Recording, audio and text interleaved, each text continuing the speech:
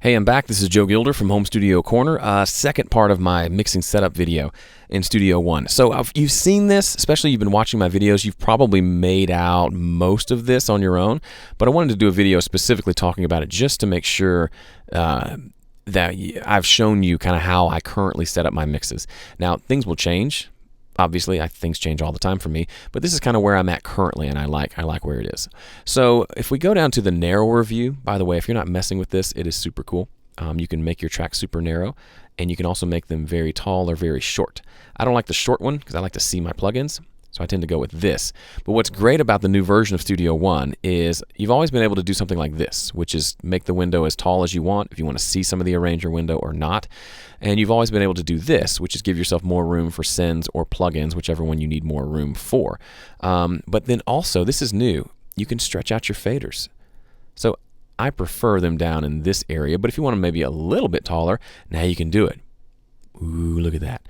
I would encourage you to kind of find a place you like and stick with it, because obviously if the fader's here and I move it just a couple pixels, that's one change, versus if the fader's like this and I move it a couple pixels, now that's a super minute change, right? So it's changing the relation of one fader position to another by doing that, which is kind of neat. So there's that. And then as far as routing goes, I'll go to narrow view to show you this. I've already shown you how I have things color coordinated. So all my drums are here. Drums and percussion, I tend to route those to the same bus. So I do what I call backwards mixing, or Graham Cochran calls it top-down mixing, and there's lots of ways of putting it. But everything centers for me around the far right-hand side of my session. So these tracks here are the core, they're kind of the heartbeat of my mixing session. So these tracks here are my main buses. These are my buses for everything in my session goes through one of these buses. Now, which buses I have will change from mix to mix, but usually all of these except cellos is there. It's in my template. I've got drums, bass, electrics, acoustics, keys, vocals, background vocals as my standard starting point. You can obviously add as many more as you want, no big deal.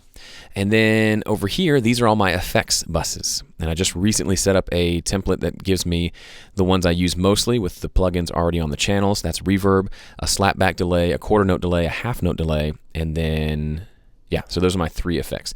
This one should actually be red. I messed it up when I was showing you colors earlier. This is something I've started doing more recently. I'm not entirely sure if I'll stick with it, but it's a fun idea. I saw Dave Pensato doing this kind of thing. So he'll route, instead of routing all of my main buses to the main output, what I do is route all the instruments to a band channel here, and all the vocals and background vocals to this vocals channel here. And then those will be feeding the main output. In addition to that, I've got an effects bus where I just route all my reverbs and delays to this one bus here. Okay, so, and you might want to solo safe that. Shift click here to make sure that it plays whenever you solo the vocal. You still want to hear those effects come through there.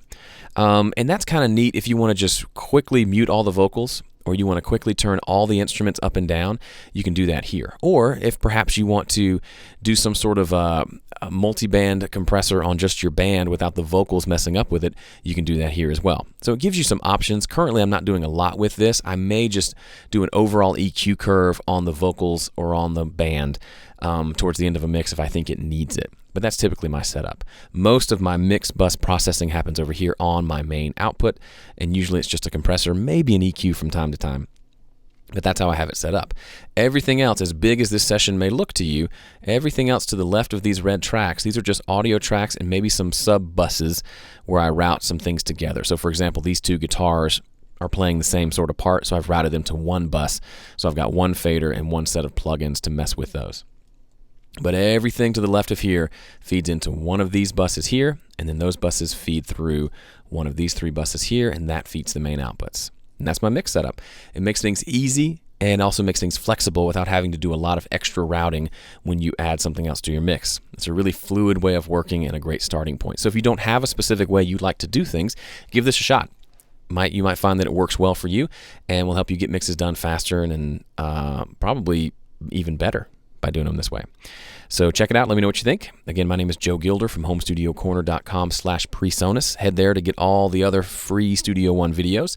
Other than that, thanks for watching. See you around.